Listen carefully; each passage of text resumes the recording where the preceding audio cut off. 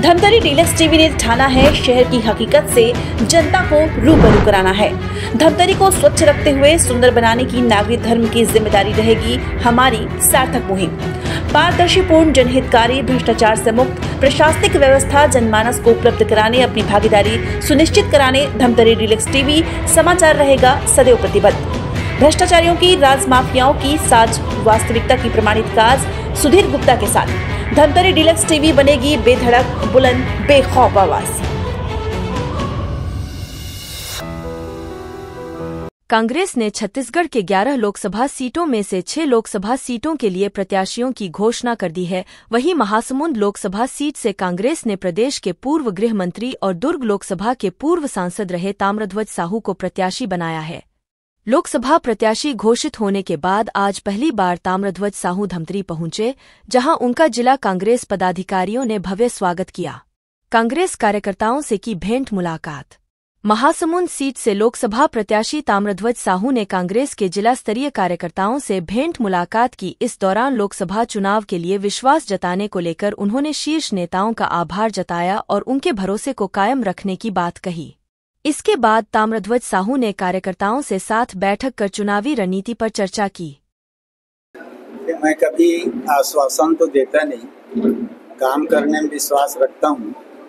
चुनाव जीतने के बाद जैसा कि मैंने अभी साथियों से कहा है कि दोनों स्तर पर होता है, केंद्र स्तर पर भी मेडिकल कॉलेज के स्वीकृति होता है और राज्य स्तर पर भी होता है। चुनाव जीतने के बाद आएंगे, लोगों से मिलेंगे, आम जनता से भेंट होगी, आप लोगों से भी भेंट होगी, क्योंकि आम जनता और कार्यकर्ताओं से ज़्यादा तो इलेक्ट्रॉनिक मीडिया, प्रिंट मीडिया के साथियों के पास होती है जानकारियाँ, क्योंकि हर व्यक्ति आता है अपनी समस्या लेके और प्रेस में जाता है या कहीं, तो आप लोगों के माध्यम से भी जानकारी मिलेगी।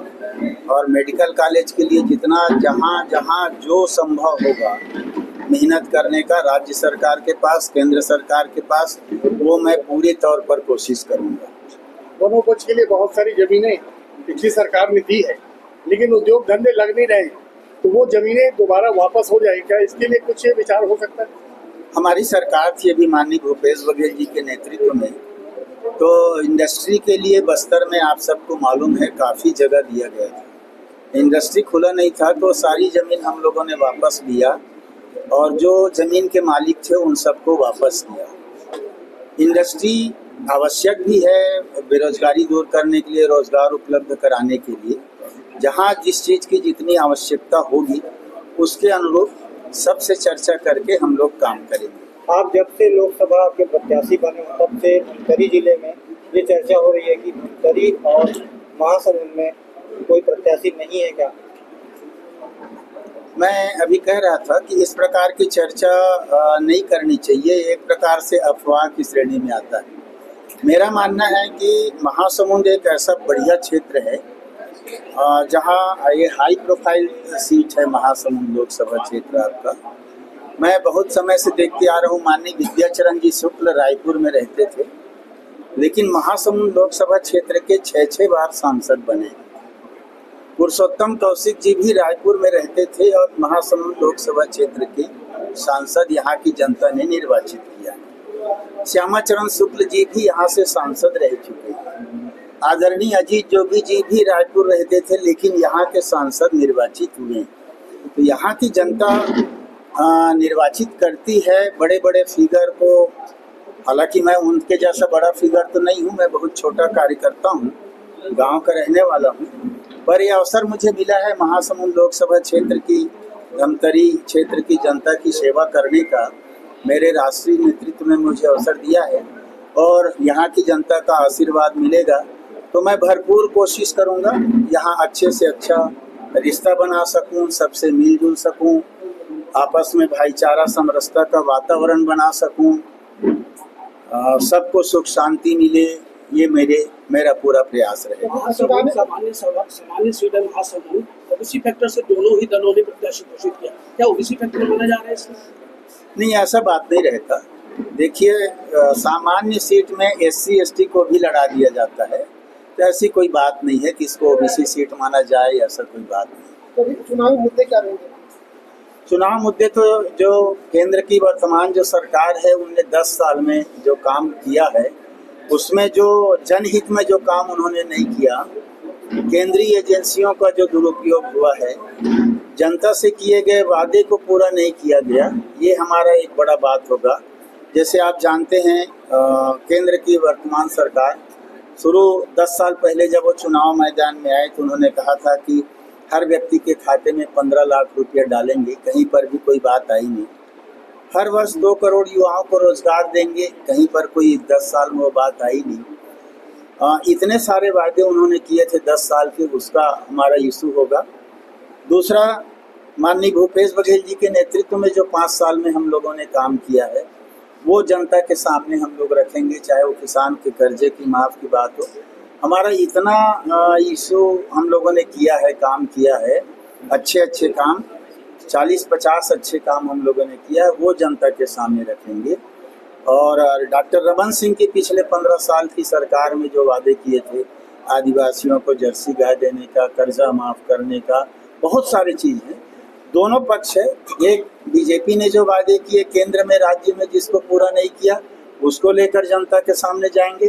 पिछले 5 साल में हमारी सरकार में हम लोगों ने जो अच्छे काम किए उसको लेकर के जनता के सामने जाएंगे। चुनाव के समय जब इन लोगों ने कहा, सबसे बड़ी गलती तो ये थी फार्म भराना, आचार संहिता का उल्लंघन। घोषणा हम लोग भी करते हैं, जैसे 5 साल पहले हम लोगों ने कहा संकल्प पत्र में हमारी सरकार बनी तो किसान का कर्जा माफ करेंगे, हमने किया। उनको भी कहना था कि हमारी सरकार बनी तो हम 1000 रुपया महीना देंगे, सरकार बनी दें, ये सिस्टम है। लेकिन उनने फार्म कराया, मतलब वोट खरीदने की कोशिश की। आचार संहिता में शुद्ध रूप से अगर सोचें तो बहुत गलत है। आचार संहिता के खिलाफ इस पर होना चाहिए, पर नहीं हुआ, अलग बात है। और उस समय उनने कहा था कि हम हर महिला को 1000 रुपया महीना देंगे। हर महिला शब्द है, उसमें शादीशुदा या 18 साल, 21, अब कह रहे हैं 21 साल। तो हमारे सरकार का वैधानिक रूप से कोर्ट का नियम है 18 साल की लड़की की शादी वैधानिक है, 21 साल का लड़का। तो 18 साल की उम्र में जिस महिला की शादी हो गई तो विवाहित महिला होगी, तो आप 21 साल क्यों कह रहे हो उसको? मतलब आप पैसा पूरा देना मत पड़े इसलिए कट ऑफ कर रहे हैं। संविदा में है नहीं देंगे, पेंशनर है नहीं देंगे, नौकरी पेशा है नहीं देंगे। तो इस प्रकार से बात सर, विधानसभा जीत के लिए राम जो है चुनाव का मुद्दा नहीं बनना चाहिए, लेकिन आज भगवान राम जो है चुनाव का मुद्दा है। राम पर आपका स्टैंड क्या है? मैं समझता हूँ भगवान राम को चुनाव के समय या चुनाव के मुद्दे के रूप में नहीं लेना चाहिए। वो हमारे ईश्वर हैं, भगवान हैं, हमारी आस्था है, हमारी श्रद्धा है, और उसको चुनावी मुद्दा कभी भी नहीं बनाना चाहिए, ये मेरा विनम्र मानना है। क्योंकि रोजाना धमतरी जिले की छोटी बड़ी खबरें पाने के लिए धमतरी डीलक्स टीवी समाचार के साथ जुड़े रहें। हर खबर पहले पाने के लिए हमारे YouTube channel Dhamtari deluxe TV को सब्सक्राइब कर बेल आइकॉन जरूर दबाएं। इसके साथ ही साथ हम आपको रोजाना धमतरी जिले की छोटी बड़ी खबरों से आपको रूबरू कराते रहेंगे।